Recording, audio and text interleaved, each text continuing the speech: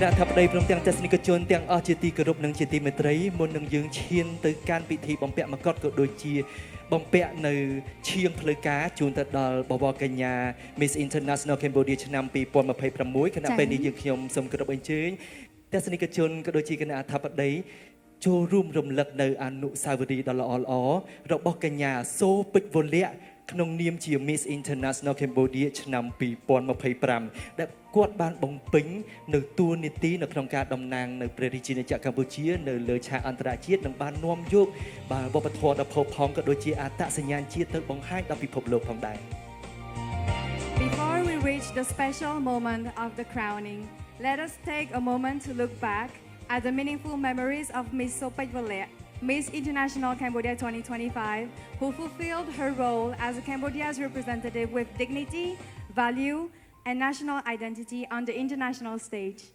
គណៈពេលនេះសូមចូលរួមទស្សនានៅគម្រោងវីដេអូអនុស្សាវរីយ៍នៃដំណើរដ៏អស្ចារ្យរបស់ Miss International Cambodia ឆ្នាំ2025សូមរីករាយទស្សនាដូចតទៅ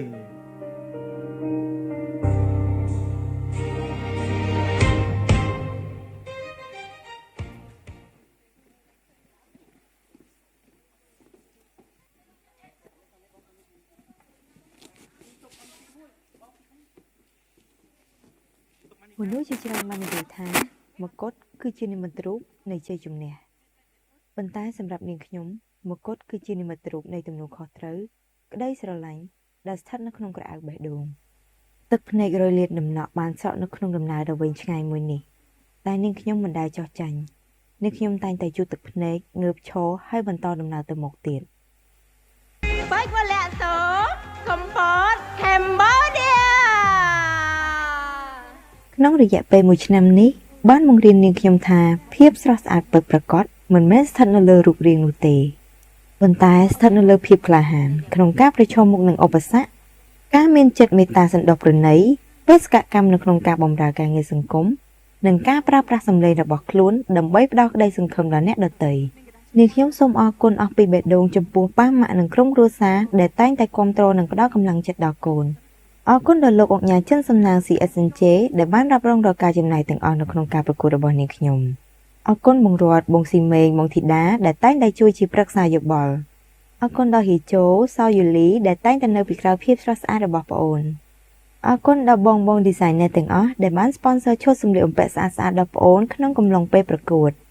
អរគុណដល់ Phoenix Pro 2K Film Studio 1997 Studio និង Lumen Studio ដែលបានជួយជា Media Support អរគុណដល់ Team ពេជ្រវលៈ Supporter ជាពិសេសបងបរិយលីហៀងស៊ីងនិងតងអឺដែលតែងតែជួយ support ពីក្រោយអរគុណដល់បណ្ដាបង fan page ទាំងអស់ដែលតែងតែគាំទ្រនិងផ្សព្វផ្សាយពីប្អូនអរគុណទៅដល់អ្នកគាំទ្រទាំងអស់ដែលតែងតែជឿជាក់លើនាងខ្ញុំដែលស្រឡាញ់របស់អ្នកទាំងអស់គ្នាគឺជាកម្លាំងចិត្តដែលធ្វើឲ្យនាងខ្ញុំបន្តដំណើរទៅមុខទៀតជាចុងក្រោយនាងខ្ញុំសូមអរគុណទៅដល់ CSNJ Quality និង Pinnacle Grow ដែលបានធ្វើឲ្យគម្រោង Back to Pride with វលៈបានកើតឡើងក្នុងនាមជា Miss International Cambodia 2025នាងខ្ញុំមានមោទនភាពដែលបានបង្កើតគម្រោងនេះឡើងដើម្បីនាំពន្លឺនៃការអប់រំទៅកាន់កុមារនៅតាមជនបទហើយ project មួយនេះនឹងនៅតែបន្តរហូតសង្ឃឹមថាពុកម៉ែបងប្អូននៅតែបន្តគាំទ្រ project មួយនេះ As one chapter close a new one begins To all my people thank you for trusting me and giving me the honor to representing Cambodia on the international stage wearing this title has been one of the greatest privilege of my life. Thank you for your endless love and your encouragement. Every message, every cheer, and every act of support give me the strength to keep moving forward. And I really appreciate all of your support. This is not goodbye. This is simply of the beginning of the new chapter, where I will continue to serve, continue to inspire, and continue to brighten the life where I can. This is big.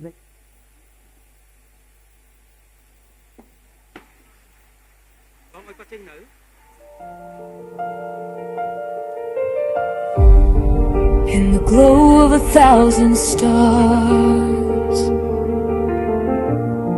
I rise beyond who I was. Every step a story told, a heart of fire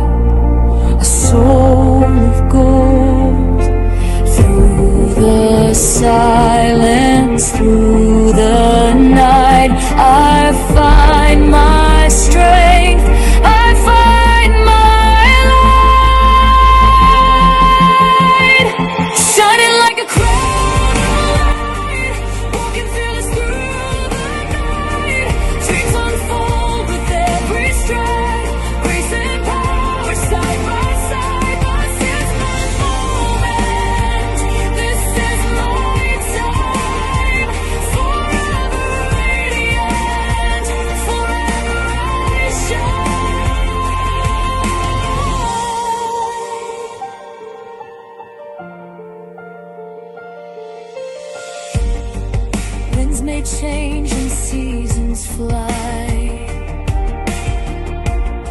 But hope will never say goodbye.